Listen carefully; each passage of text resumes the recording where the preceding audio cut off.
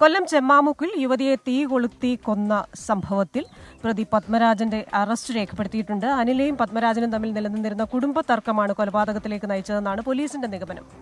MG പ്രതീഷാണ് അതിന്റെ വിശദാംശങ്ങളുമായി ചേരുന്നത്. പ്രതീഷ്, അപ്പോൾ എന്താണ് ഇതിന്റെ യഥാർത്ഥത്തിലുള്ള കാരണം? ഈ കൊലപാതകത്തിന്റെ പ്രകോപനം, അത്തരം കാര്യങ്ങളൊക്കെ ഇപ്പോൾ വ്യക്തമായി പുറത്തേക്ക് വരുന്നുണ്ട്. അപ്പോൾ അതിലടുത്ത നടപടികൾ എന്താണ് പോലീസിന്റെ ഭാഗത്തു നിന്നും?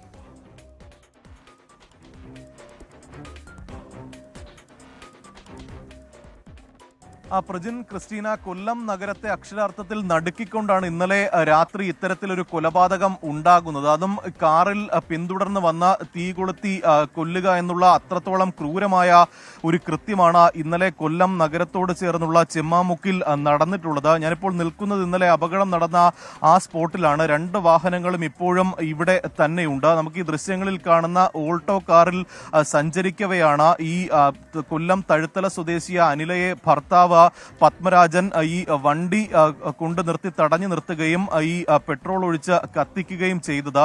ഈ അനിലയെ ആശുപത്രിയിലേക്ക് എത്തിക്കുന്ന സമയത്ത് തന്നെ അനില മരണപ്പെട്ടു എന്നതാണ് നമുക്ക് ആശുപത്രിയിൽ നിന്ന് തന്നെ ലഭിക്കുന്ന വിവരം. ഈ ഇത്തരത്തിലൊരു ക്രൂരമായ കൃത്യത്തിലേക്ക് നയിച്ചതിന്റെ കാരണം പോലീസ് വിശദമായി പരിശോധിക്കുന്നുണ്ട്. പ്രാഥമികമായി കണ്ടെത്തിയത് ഈ അനിലയും ഭർത്താവ് പത്മരാജനും തമ്മിലുള്ള കുടുംബ പ്രശ്നമാണ്. കഴിഞ്ഞ കുറച്ച് നാളുകളായി ഇവർ തമ്മിൽ ഈ തർക്കങ്ങളും അഭിപ്രായ വ്യത്യാസങ്ങളും നിലനിൽക്കുന്നുണ്ട്.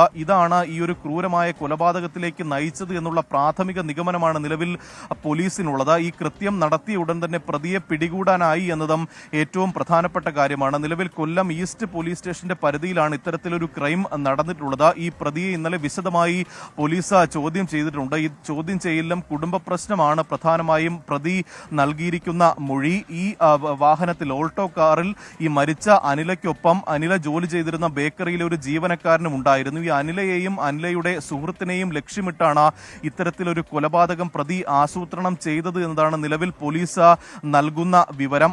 അതിനുള്ള കൃത്യമായ ഒരു കാരണമാണ് നിലവിൽ പോലീസ് അന്വേഷിക്കുന്നത്. ഈ ചോദ്യം ചെയ്യലിൽ കൃത്യമായി ഈ പ്രതി ഇതുമായി ബന്ധപ്പെട്ടുള്ള മൊഴികൾ നൽകിയിട്ടുണ്ട്. ഇന്ന് ഉച്ചയോടുകൂടി തന്നെ പ്രതിയെ കോടതിയിൽ ഹാജരാക്കുമെന്നതാണ് നമുക്ക് മനസ്സിലാക്കാൻ കഴിയുന്ന കാര്യം. ഈ മരിച്ച അനിലയ്ക്കൊപ്പം ഉണ്ടായിരുന്ന ഈ ബേക്കറിയിലെ ജീവനക്കാരൻ കൊല്ലത്തെ ആശുപത്രിയിൽ ചികിത്സയിലാണ്. അദ്ദേഹത്തിന്റെ കൈക്കും ഈ കാലിനും ഗുരുതരമായി പൊള്ളലേറ്റിട്ടുണ്ട്. പക്ഷേ മറ്റ് അപകട സാഹചര്യം നിലവിൽ ഇല്ല എന്നതാണ് ഏറ്റവും പ്രധാനമായി മനസ്സിലാക്കാൻ കഴിയുന്ന കാര്യം.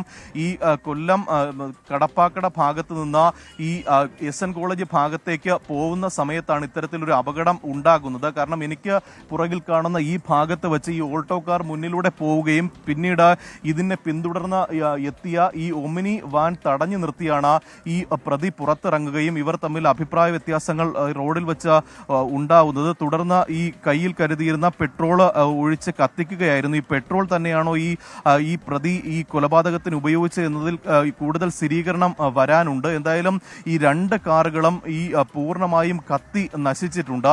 ഈ പ്രതിയെ നിലവിൽ ഈസ്റ്റ് പോലീസ് സ്റ്റേഷനിലാണ് ഉള്ളത്. ഈ ഇന്നലെ രാത്രിയോടുകൂടി തന്നെ ചോദ്യം ചെയ്യൽ ഏറെക്കുറെ പൂർത്തിയായിട്ടുണ്ട്. ഈ കുറ്റം പ്രതി സമ്മതിക്കുകയും അതിലേക്ക് നയിച്ചതിന്റെ കാരണങ്ങൾ പോലീസിനെ അറിയിക്കുകയും ചെയ്തിട്ടുണ്ട്. ഇനി ഇതുമായി ബന്ധപ്പെട്ട കൂടുതൽ പേരുടെ ഈ മൊഴിയെടുക്കലിലേക്കായിരിക്കും പോലീസ് പ്രധാനമായും കടക്കുന്നത്. അതാ ഈ മരിച്ച അനിലയുടെ ബന്ധുക്കളിൽ നിന്ന്, ഒപ്പം പ്രതി പത്മരാജന്റെ ബന്ധുക്കളിൽ നിന്നടക്കം പോലീസ് വിശദമായി മൊഴി രേഖപ്പെടുത്തും. അതിനുശേഷമായിരിക്കും കൃത്യമായൊരു സ്ഥിരീകരണത്തിലേക്ക്, ഫൈൻഡിങ്ങിലേക്ക് പോലീസ് എത്തുന്നത്. എന്തായാലും വളരെ ക്രൂരമായൊരു കൊലപാതകം കൃത്യമായൊരു ആസൂത്രണത്തോടു കൂടി ഇന്നലെ കൊല്ലം നഗരമധ്യത്തിൽ നടന്നു എന്നതാണ് ഏറ്റവും പ്രധാനപ്പെട്ട കാര്യം.